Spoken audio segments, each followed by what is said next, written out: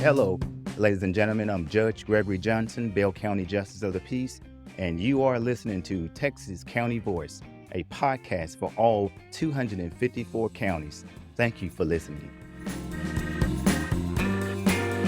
Hello, and welcome to Texas County Voice. I'm Jody Seaburn with the Texas Association of Counties. In this episode, we visit Buffalo Gap, a town of about 550 people south of Abilene in Taylor County. Buffalo Gap is located in a passage in the Callahan Divide, which is a 25-mile stretch across Taylor and Callahan counties that separates the Brazos and Colorado River basins. The town stands as an oasis, filled with oak trees among the area's flatness and distinctive red dirt. But Buffalo Gap's history, not its charms, is the reason for our visit today. For Buffalo Gap was once the county seat of Taylor County. At its peak in the early 1880s, 1,200 people lived in Buffalo Gap.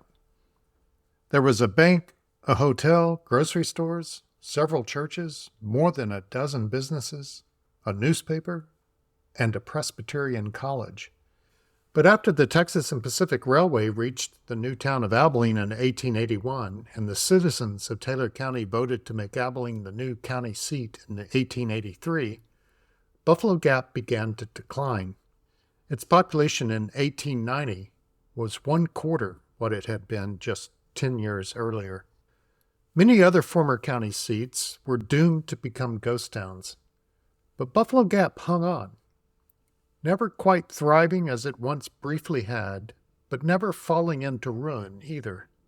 It endured, held steady, and today it is growing like it hasn't grown in more than a century.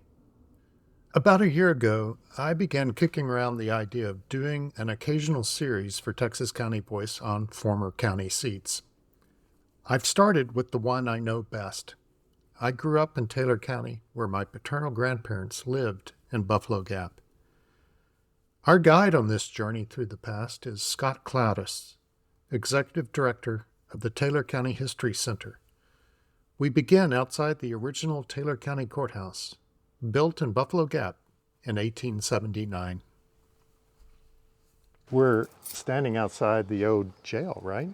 We are standing outside the original Taylor County Courthouse. Oh, this is the courthouse. This is the courthouse. Did it have a jail in? It is upstairs. It's upstairs.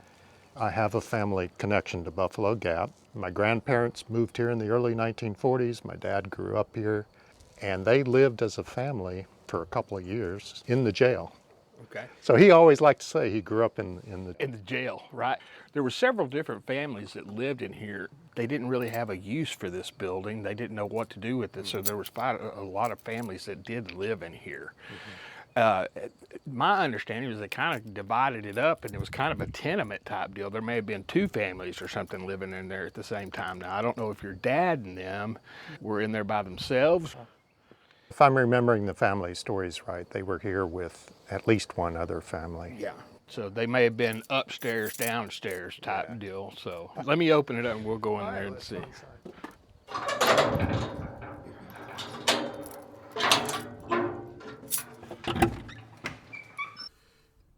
Inside, a small cannon greets us. It's a naval signal cannon, a relic collected, like many other artifacts on site, by Dr. Lee Rohde. Dr. Rohde was an Abilene obstetrician who delivered yours truly among the thousands of babies he delivered over his long career. In 1977, Dr. Rohde bought the old courthouse and began restoring it and adding other buildings to the site that he renamed the Buffalo Gap Historic Village. Today, the village is run by the Taylor County History Center and has been expanded over the years to recreate the feel of Buffalo Gap's frontier past.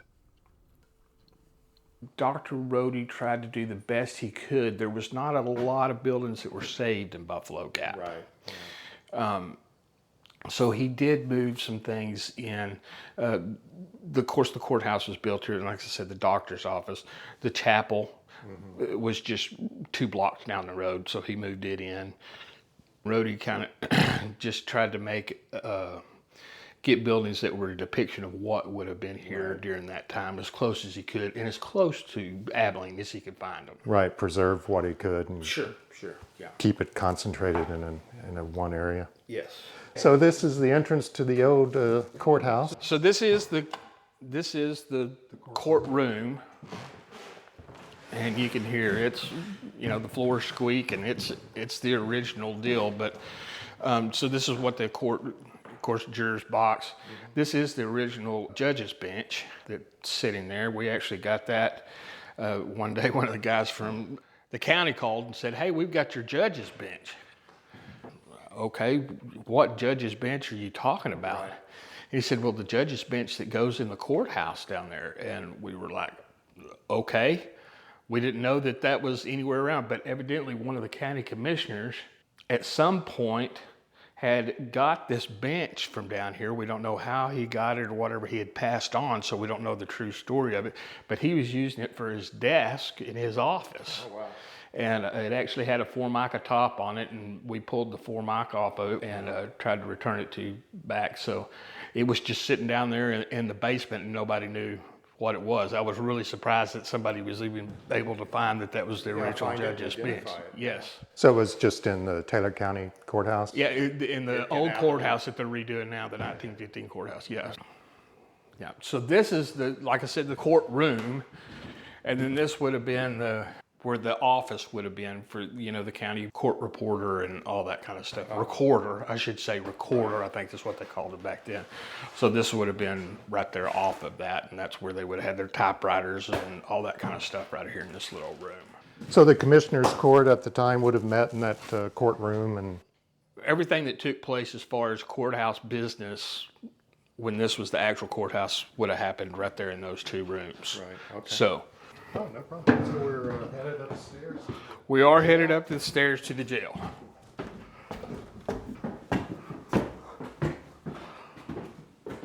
So this is the solitary cell.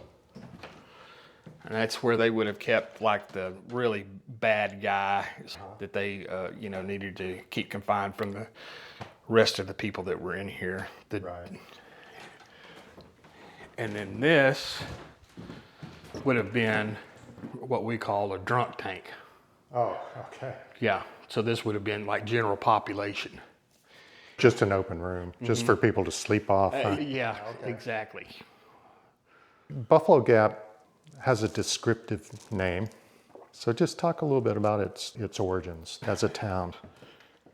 You were driving out, you saw the natural gap in the Callahan Divide. For our listeners who don't know, there are what we in Taylor County call mountains. Right, exactly. And I suppose they technically are mountains. Mm-hmm. And they're part of a geographic feature called the Callahan Divide. Exactly. And there is a gap in these mountains. Right. There's actually 3 gaps in that. Lemon Gap, Buffalo Gap. Cedar Gap. Yes. So, and then Buffalo Gap, the most prominent gap in there. And its name is because the buffalo. Right. Moved through here during their migrating season, and there was millions of buffalo then. That's what people don't understand. It wasn't just like a cattle herd moving through here. There was millions. Yes. And so as a result, that attracted Native Americans to the area. Sure. Comanche ruled this part of the world after they acquired the horse. Right. It kind of ran everybody else that was around here off. There was more tribes and different tribes here, especially when the Spanish came up through here and were trying to see if they could settle this part of Texas. Not Texas yet, but came through here. Pedro Vial came through here, and he was talking about encampments of Indians that were 2,000 to 3,000 people, and they spoke a lot of different dialects and different things. So there was a lot of native people here already. But once the Comanche kind of took over, this was part of the Comanche Ria. Buffalo hunters arrived in the 1860s and 1870s and soon slaughtered the bison to near extinction. Hides and bones helped propel the Industrial Revolution. When J. Wright Moore and them were one of the significant buffalo hunters here, his brother was in New York, and they figured out that they could sell those hides in New York for a whole lot more money than they could around here, and they were shipping those up there. And to my understanding, one of the number one things for buffalo hides were for machinery belts. Ah, yeah. So kind of, the Industrial Revolution was Right, really it's in full swing. And so buffalo hides made very good belts for those huge machines and stuff they were running back in the East and Northeast, I should say, yeah. Oh, I never thought of that. Yeah. So the bones that were left, they kind of came back through here and started, we figure out, there was lots of things that they could do. They made a bone meal out of them. Bone china was made out of them. Bone buttons were made out of them. So there was lots of things that they could sell the bones for. Right. Well, if you want to go downstairs. Sure.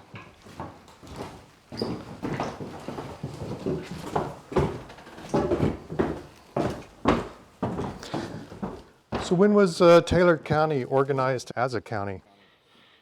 So the courthouse started operating 1879. Okay, but That was the Buffalo Gap official- was officially the Yeah, county and seat in 1878, right? Exactly. So the courthouse would have been finished in 79. Next to the courthouse is the single-room night sales cabin. Built in 1875, it is the oldest surviving structure in Taylor County. That cabin right there was located just west of here, if you know where Lake Abilene is. Yeah. Okay, it's set right there in that flat of Lake Abilene. Okay. When they started building the lake in the 50s back then, they moved that cabin over to Abilene. And then it eventually Rhodey had it moved here. But that was built 1875. And that's the night sales cabin. So Knight came here as a buffalo hunter and put his family in the cabin. And so that was really one of the first families that was settled here. So you're talking about a 3-year period that kind of threw Taylor County together as a county, and then the courthouse being built and opened up in 1879. I've read that by 1880, Buffalo Gap, by then the county seat with the courthouse, had about 1,200 people. Yes. There were hotel, saloon. Yeah, there was, yes. General store, the bank, post office. It was the county seat, so it was the town. Everybody came to Buffalo Gap. One of the saloons actually set across here in this field right across from us, back there towards the creek. Okay. And That's an appropriate place for it, across from the courthouse. yeah, exactly. And that's what, there was kind of there's not really a square that you can see like most towns are in Buffalo Gap. It's kind of a weird layout that they never did. And of course, once the county seat was moved to Abilene, it just kind of, Right, so the county seat, there was an election in 1883, and voters moved the county seat to Abilene. And what prompted the move to Abilene? Railroad. Always the railroad. It's always the railroad. Yes. So, And this would have been the Texas and Pacific Railroad, yeah, or TNP. Railway. But the TNP was coming through, and of course, it's a lot easier to build in flatlands than it is out here in mountains. So, and Abilene had, there were some big ranchers and stuff up that way. They were, hey, we want it coming through here. So, it did get. There were some palms greased. Yes, and there was, a little bit of finagling in the middle of the night, and so. And that prompted an attempted insurrection. Kind of a coup d'etat, yeah. And so when they learned that the judge and everything he had voted to move, they were a little upset with him. And of course they were, come to arms and everything. But the commissioners had said, hey, we know there's probably going to be some trouble. Let's get you and your family. We'll take y'all over to Abilene and y'all stay in Abilene. Well, sure enough, when they came to the house that night there to confront the judge, he wasn't there. So they commenced to raid his chicken coop and take all his chickens, and they had a big chicken feed on the judge. So yeah. Well, if you're going to lose the county seat, you might as well have some fried chicken. Exactly. Yeah, you can't beat the railroad, I guess, is one lesson. Exactly. They were the driving force, really settling the plains. The courthouse kind of represents that, about 1880. Mm-hmm. So this was really the start of the settling of this part of Texas. Mm-hmm. Buffalo Gap and its status as the former county seat, was part of stories I always heard, including that Buffalo Gap, in its heyday, had a college here, a Presbyterian college. They did have a college. Yes, they did. And it actually, if you go straight down William here, you dead end into the elementary school, which is Jim Nett Elementary School now. And that's where the college sat. Okay, so Buffalo Gap loses its status as the county seat. Its population declines. I think by 1890 it had dropped to around 300 people. Yeah, between 300 and 400 people. And it kind of stayed that way for a long time. Yeah, I think throughout most of my youth with my grandparents here, and the population was around 320, Right. 350. But Buffalo Gap didn't die. Like a lot of former county seats that lost their status, today they are ghost towns. Buffalo Gap survived. It did survive. There was, the people that lived here wanted to stay here, made it their homestead, and they had some local businesses. Belle Plaine in neighboring Callahan County is a case in point. Belle Plaine was, like Buffalo Gap, established as a county seat in the 1870s. It quickly prospered and was soon the proud home of a Methodist college, Belle Plaine College. But then, like Buffalo Gap, Belle Plaine quickly declined after the Texas and Pacific Railway was built through Baird, and Baird became the Callahan County seat in 1883. Unlike Buffalo Gap, however, Belle Plaine today is a ghost town.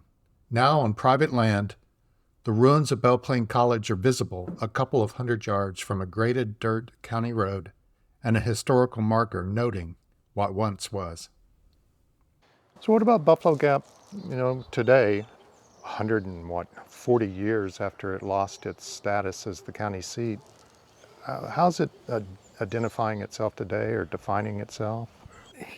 Buffalo Gap tells the history of what I like to call the story of our backyard, this part of Texas. Mm-hmm. Because of the history of the buffalo and where it started with the buffalo hunts and that migrating through here and businesses starting and everything, people just had it's a sense of pride that they wanted to keep it and make it and still keep the town going. And so restaurants have come in, and there's been some restaurants that have been here for years that were kind of like a destination. Of course, Perini came in the 70s and built out 89 towards the state park. And has a well-known steakhouse. Yes. And with Abilene, the growth of Abilene is headed in this direction. So Buffalo Gap, I would think it's fair to say in the last 10, 15 years has had kind of a renaissance. Buffalo Gap in the last 5 years has had a big renaissance. It is growing, and between here and Tuscola is really, really booming. People, wanting to live more rural, I think COVID probably changed a lot of that for us, or what we saw. Yeah. I mean, people getting away from the major metropolitan areas and looking for a spot of land, and we're close enough to things, but we're still out and away from the hustle and the bustle. And it's a beautiful area. Yeah, it's pretty. We're kind of at the southern edge of the largest oak forest in Texas, so. I'm happy to see that Buffalo Gap has built this up, and it seems to be improving every time I come by. Well, thank you.